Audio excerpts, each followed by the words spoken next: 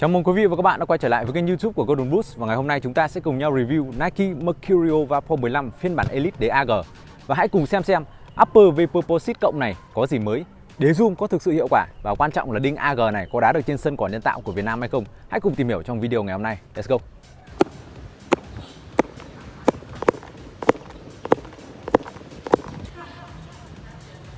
Trọng lượng là 166g trên một chiếc size 40.5, nhẹ tênh luôn và nhẹ hơn vài gam so với đời 14 anh em ạ. Đúng là đời trước đã nhẹ, nay còn nhẹ hơn, và Vapor 15 chắc chắn nằm trong top những mẫu giày nhẹ nhất hiện nay. Mục đích của Nike là đem tới cho anh em một upper có ít cấu trúc cứng cáp nhất có thể, nhưng vẫn duy trì được độ ôm chắc chắn khi anh em phóng nhanh phanh gấp, lạng lách đánh võng ở trên sân. Thế nên chất liệu Vapor Posit cộng này phải đảm bảo hai yếu tố, thứ nhất là mềm và thứ hai là giữ cho chân không bị xô dịch ở trong giày. Vậy chất liệu mới này có những gì khác đời trước? Thứ nhất đó chính là lớp lót trong. Chất liệu vải mesh này sờ vào rất thú vị, để mà ví thì nó giống như một lớp mút nhưng được làm với một độ siêu dày đặc. Êm ái có, ấn xuống thì có lún, nhưng khi đưa ngón tay lên bề mặt thì lại thấy một sự ma sát rất tốt. Nike đã nghiên cứu và đưa ra kết luận rằng cấu trúc chắc chắn không nhất thiết phải ở trên toàn bộ bề mặt upper, và đó chính là lý do mà khung speed cage xuất hiện. Đây là phần vật liệu cứng cáp nhất, khỏe nhất trên toàn bộ upper. Nó được đặt tại những vị trí mà chúng ta, những người chơi hệ tốc độ cần nó nhất, đó chính là ở các vị trí này đây. Ở bản màu trắng limited thì tôi cảm giác là lớp phủ mỏng và chúng ta có thể nhìn thấy rõ, còn ở đôi này thì rất là khó nhìn, phải sờ vào, miết vào mới thấy được. Tiếp theo là lớp vải dệt. Trên bề mặt của lớp vải này được dập lên những họa tiết nhỏ hình chữ nhật, xếp thành hàng chéo và tạo nên cấu trúc hình chữ V ở đầu mũi và sau gót. Cũng khá là bắt mắt đấy, nhưng nếu để mà nói tạo ra độ sần trên upper thì chưa anh em ạ. Do phần lớp phủ bên trên tôi thấy có phần hơi dày. Xem review nước ngoài thì bản màu trắng nhìn sẽ rõ hơn những đường vân và sờ tay vào cũng thấy nổi hơn, mà bản này không thế. Chắc có mỗi màu này như vậy, chứ cá nhân tôi cho rằng là màu trắng limited và những màu sau này của Vapor 15 upper sẽ mỏng hơn. Lưỡi gà thì mới sờ vào tôi thấy chất liệu mềm mại và co giãn tốt hơn đời 14. Cộng thêm với phần thân giữa của giày có rất nhiều volume, chân bè thì lại dễ chơi rồi đây. Xong upper rồi thì giờ hãy cùng xuống phần bên dưới xem. Đinh này thì không còn là đinh tròn 100% mà đã có những đinh dẹt ở gót và ở phần chân trước rồi nha. Nhìn thấy như thế này, phần lớn anh em sẽ lại lắc đầu ngao ngán. Tại sao Nike lại quay trở lại với bộ đinh này cơ chứ?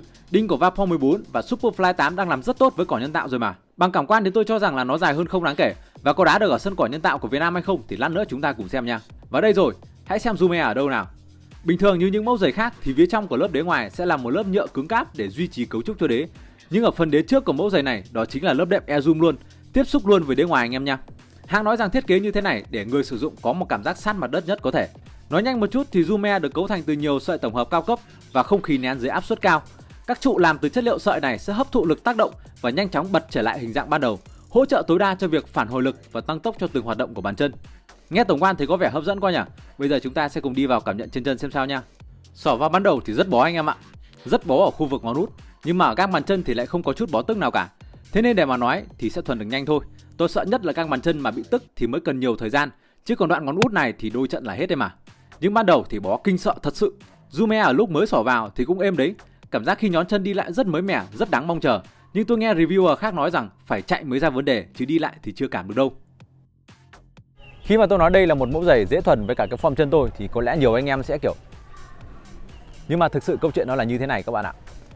Ngày đầu tiên nhận giày và đập hộp, sáng 20 phút, tối 20 phút, xỏ vào, ngồi chơi 2 trận FIFA, xong lại tháo ra.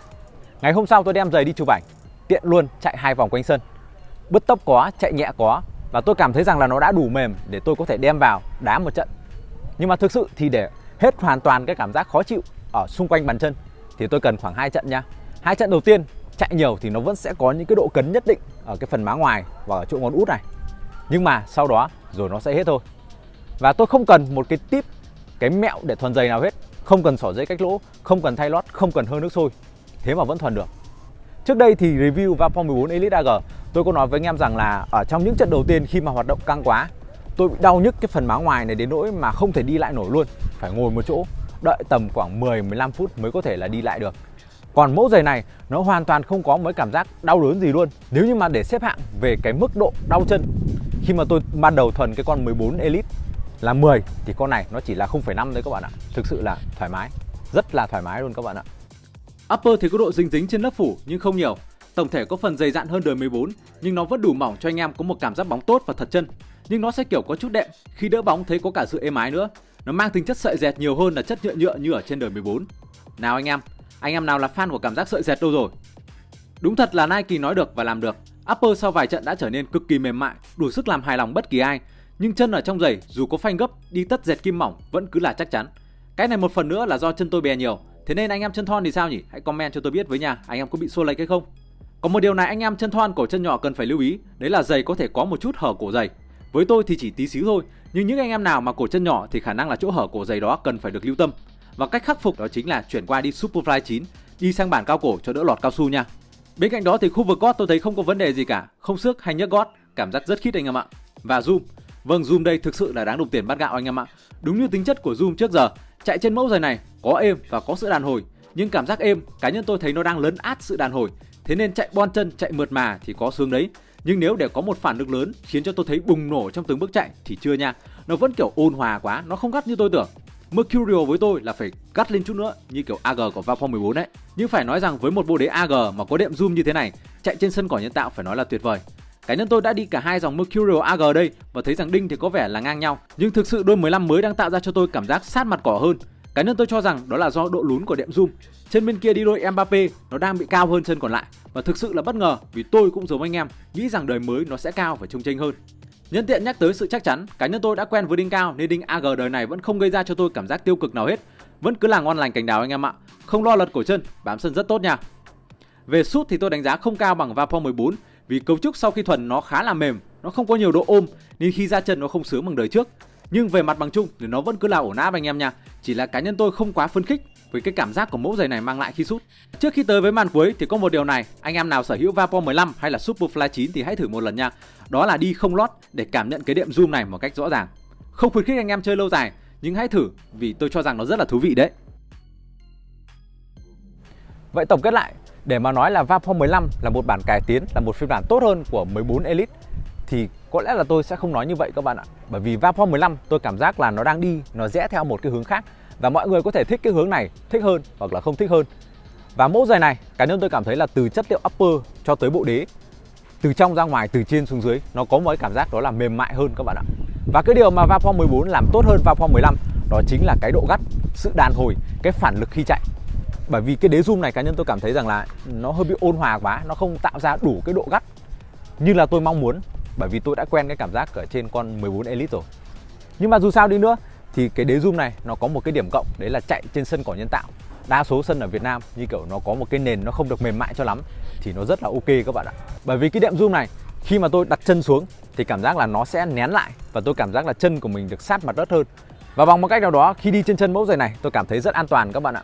Đinh thì có thể là dài hơn đời trước một chút xíu, nhưng mà thực sự thì cảm giác trông chênh là không có. Đồng thời sát mặt đất như thế, găm xuống mặt cỏ như thế thì nó lại là quá ok luôn anh em ạ. Và xin nhắc lại một lần nữa rằng anh em phải chơi cái đinh AG này ở trên một mặt sân cỏ nhân tạo, cỏ cao, nhiều cao su mà anh em chạy nó có cái độ găm xuống. Chứ cỏ nhân tạo nào mà xấu quá, ví dụ như thế này thì có lẽ là không thể chơi được rồi. Và cái đệm zoom này nó tạo ra cho tôi một cảm giác kiểu quen thuộc. Nó giống như là khi mà chơi một đôi TF mà có cái đinh dài hơn. Bởi vì khi mà trước đây đi những cái đôi ví dụ như là đế AG của Vaporfly 14 hay là đinh MG của Puma chẳng hạn, khi mà mới chơi, mới làm quen, tôi cảm thấy rằng là nó có một cảm giác gọi là nó hơi bị cộc lốc, nó không có nhiều sự êm ái. Nhưng mà con Vaporfly 15 Elite này có đế zoom, nó tạo ra cho tôi một cảm giác mới mẻ và có lẽ là nó đang hình thành dần lên trong tôi. Cái việc mà chơi đinh AG thì nó phải êm ái như thế này. Nếu anh em nào mà thích cái sự êm ái, êm từ đế và upper, thích có chất liệu sợi dệt và cảm giác nó mềm mại thì đây chính là sự lựa chọn dành cho anh em. Còn anh em nào mà thích kiểu nhiều độ gắt hơn, đàn hồi nhiều hơn thì Vaporfly 14 anh em chơi vẫn ok nha. Một điều nữa, cá nhân tôi nghĩ rằng là nó sẽ phù hợp với cả sân cỏ nhân tạo, đó chính là cái đế zoom.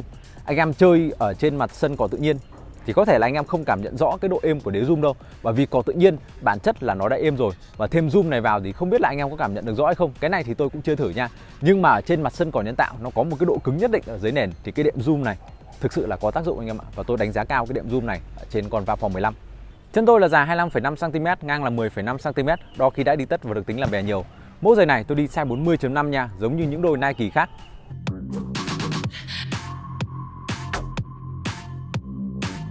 Và trên đây là tất cả những đánh giá của tôi về Nike Mercurial Vaporfly 15 phiên bản Elite đế AG.